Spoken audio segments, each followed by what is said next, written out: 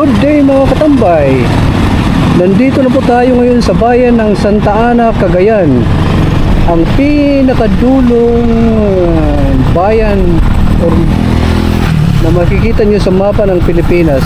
Hindi naman ito yung pinakadulo, meron pa namang Batanes, pero sa mapa lang ito yun. Ano ba ito nakikita natin? Ito ang munisipyo Kapitolyo.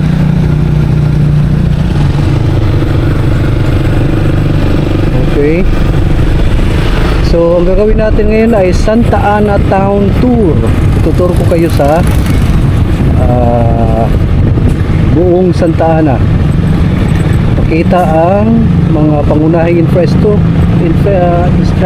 like pamahalaan,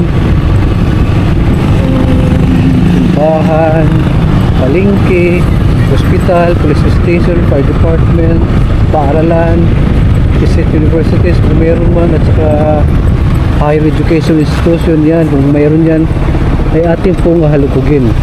Titingnan po natin. Ang pagkakaiba nga lang nito ngayon sapagkat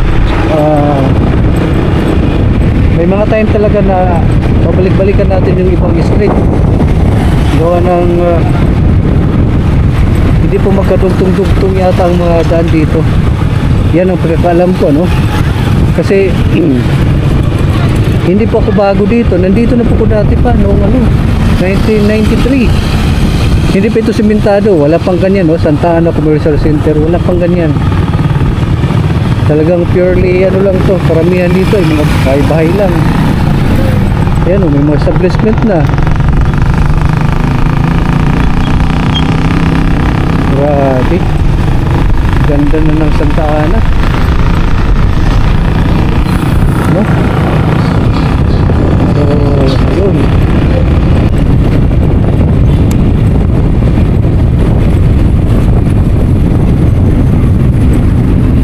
Nasa Santa Ana, Cagayan pa rin po tayo. Akala ko kanina naka-on yung camera, naka-off pala yun. Sayang. Ulit na naman tayo. Ulit naman po tayo. Biglang na-off, bakit kaya? Wala akong alam na dahilan. Tayo liliko, ha.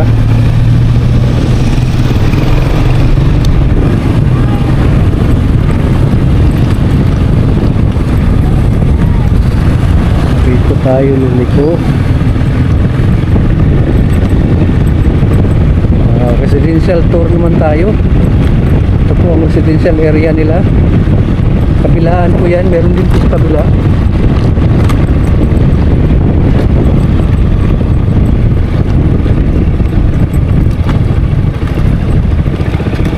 Ito yung lumang kalsada.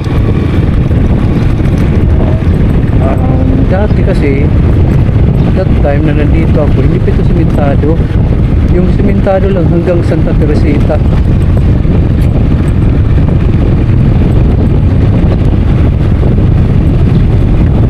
So sa pangkalahatan, ito po may tsura ng ng Santa Ana.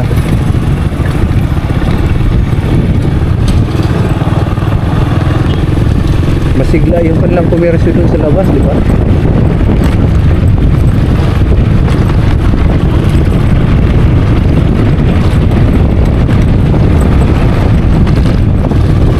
Bayan ng Santa Ana.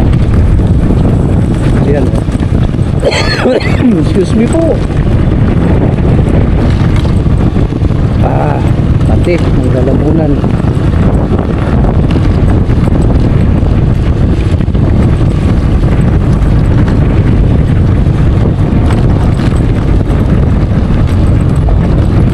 Nakakatuwa lang kasi yung mga street dito ay actually hindi siya dugtong-dugtong. Kailangan mo talagang sadyain. So, may mga time talaga na balikan ko rin ang isang lugar. Hindi ito tulad ng iba na pwede mo ilog.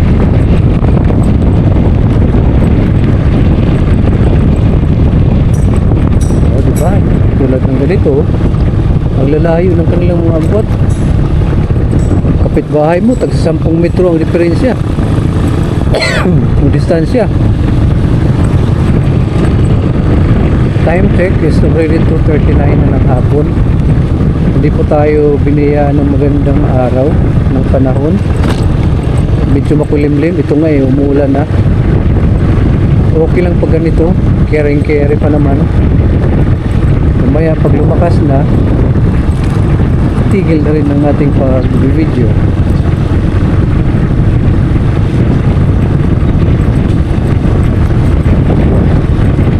Nadaanan ko kanina, marami ng beach resort. Nagagandahan pati. Ito nga pala ang kanilang school.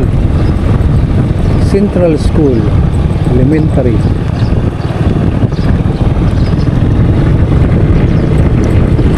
Okay. Hindi ko alam kung paano ko ito itutur. Sige, kahit saan lang. Basta sundan nyo lang ito. So, yun.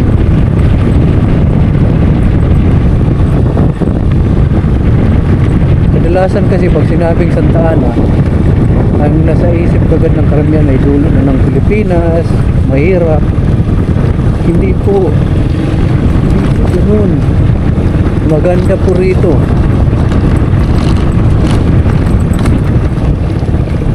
St. Anthony de Padua Parish Church. Diyan ako dati na-assign. Diyan. Franciscan ang may hawak yan.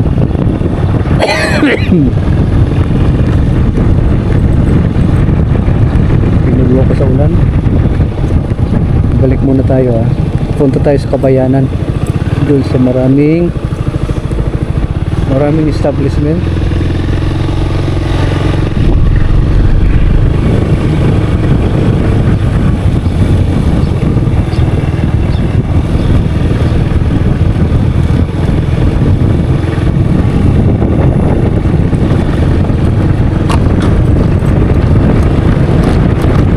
So doon sa mga taga rito na matagal nang hindi nakakabalik, maaaring dito kayo nag-elementary, nag-high school o nag-college at hindi na kayo nakabalik mula nang linisan ninyong lugar na ito at hindi na kayo nagkaroon pa ng time para balikan ito. Huwag po kayong mag-alala, ako na lang pong iikot dito at panoorin nyo lang video ito. Makikita nyo lang ang inyong bayan. Sabay nyo na rin siyempre mga mahal nyo sa buhay, anak, pinsan, kaibigan, nang makita ninyo ang present na kalagayan ng Santa Ana. Linisan ko muna yung lens sa dila. Yun.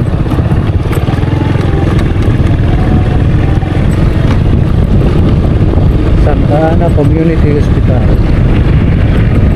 Well, pakas pa rin ng kahirapan, pero doon na tayo yung pagbubukas ng mga negosyo ay isang paraan yan para pakita ang isang bayan ay nagsusumikap na umunlad. Oo naman, bakit ka pa dito mag-invest? Ito na nga yung dulo pag nag-grocery kami dito dati, pupunta pa kami ng Apare, napakalayo. Ngayon may mga mall na, di ba? Kita niyo naman doon sa kabila. Ganda ng simbahan ng ng Iglesia ni Cristo.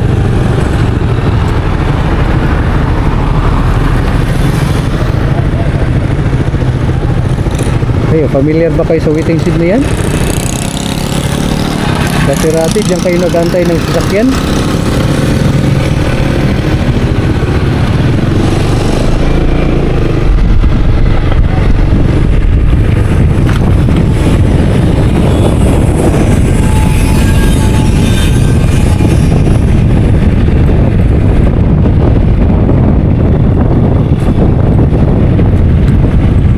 Dito tayo sa Baybay, dagat banda.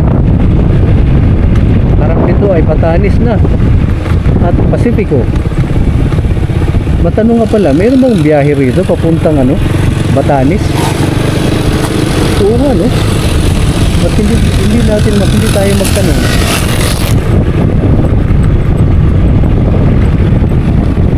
May mga bahay na dito.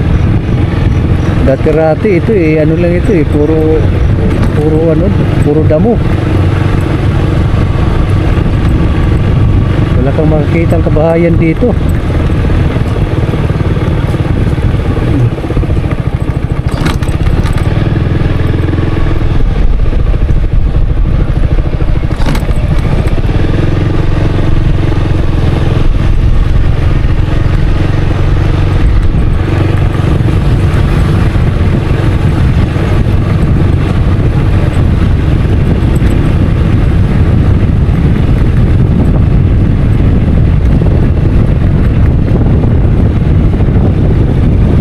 Ito ang palengke. Familiar ba kayo sa palengke? Kahit na yung palengke nila nagbago na, marami ng tao. Ayan, marami na ring motor, marami ng sasakyan.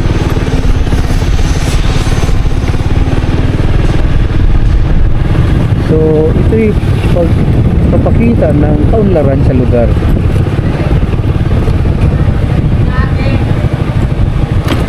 Tulad yan, no? Patuloy ang kailangang pagtatrabaho.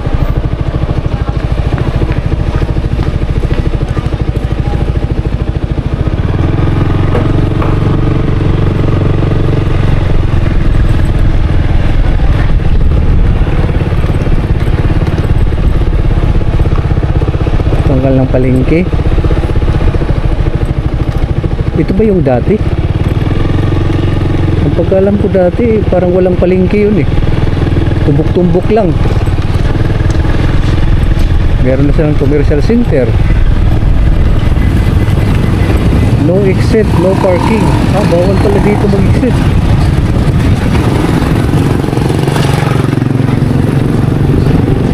Okay lang, wala naman ibang sasakyan. Sorry po, sorry ha.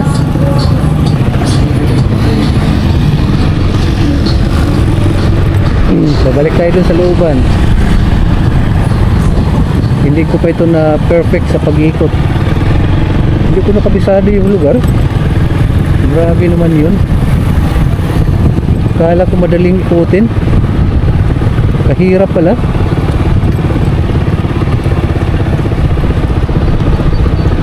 Yung bus terminal, diba? Diyan kayo sumasakay.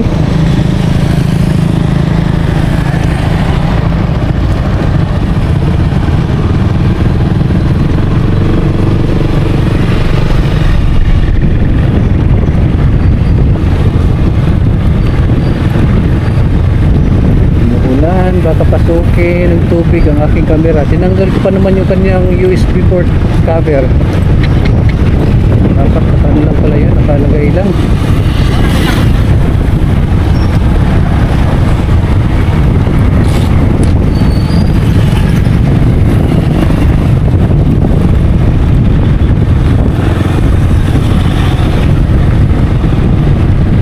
Pasok ulit po tayo.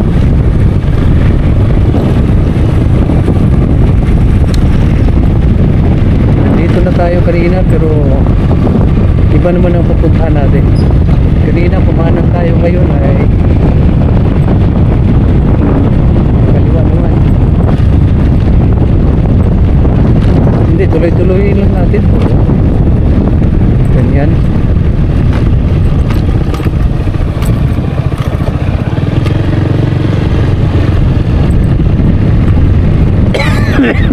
Old road.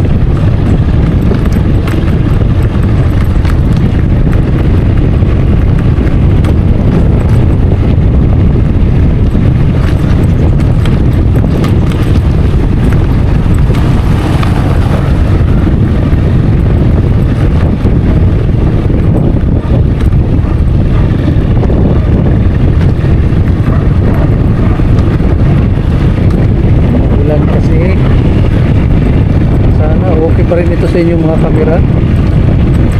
Sana makita nyo ng maayos. Ulan eh. Saan bang bahay ninyo dito? mostly yung mga nag-aaral dito ay nasa Karatig Barangay. Dito naman ay malumang bahay nito. Malamang wala na yan dito. Lalayo ng kanilang kapitbahay, di ba?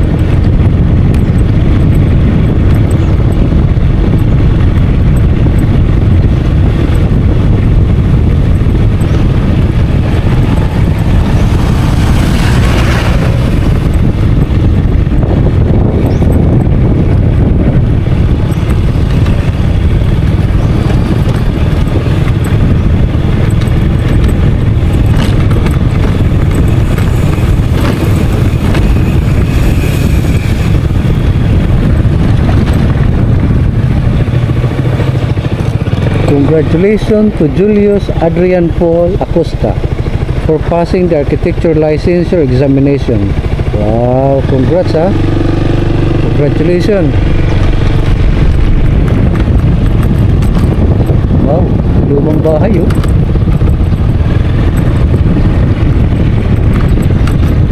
Alam ko wala nang nilikuan dito.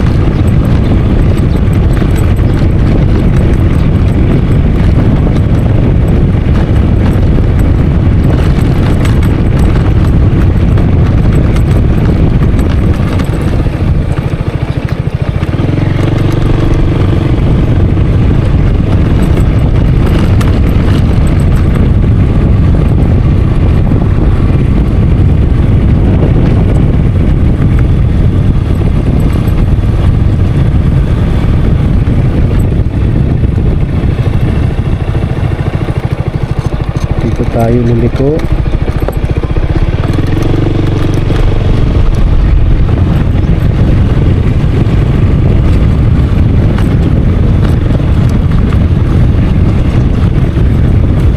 Rough road. Parang papuntang bayan ng Dinapiki.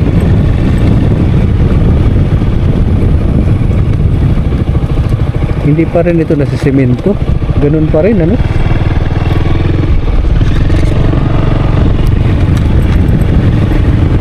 Ngayon hindi pa rin nasa semento.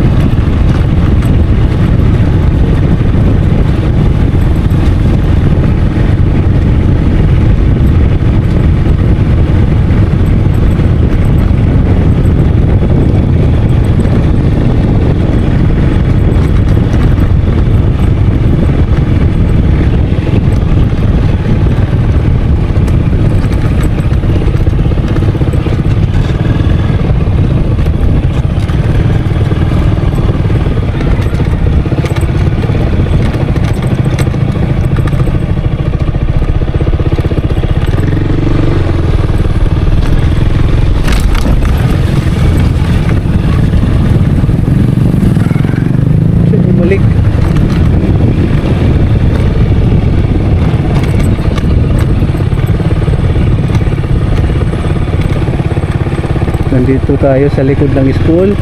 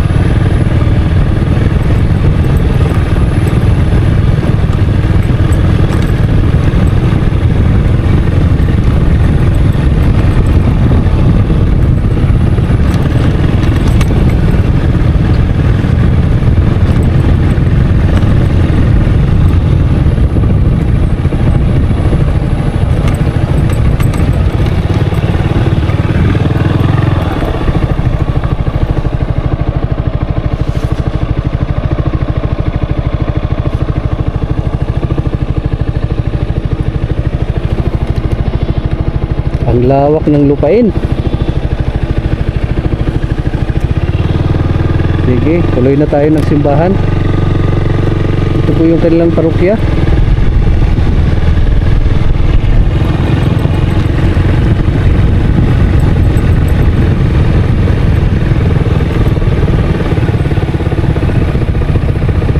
Dito po ko dati na-sign. 1993. Tagal na nun, ano? After 30 years, nakabalik ako dito. Sana may kilala pa ako dito.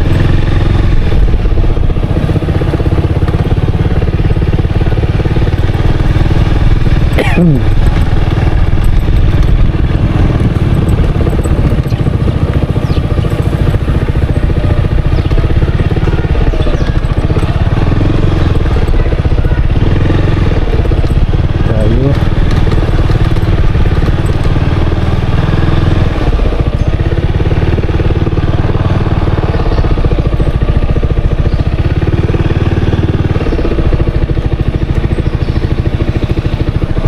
Hindi ko na matandaan to.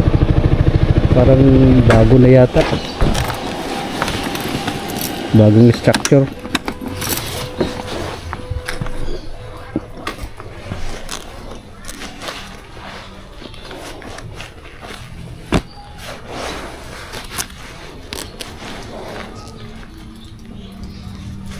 Stop recording.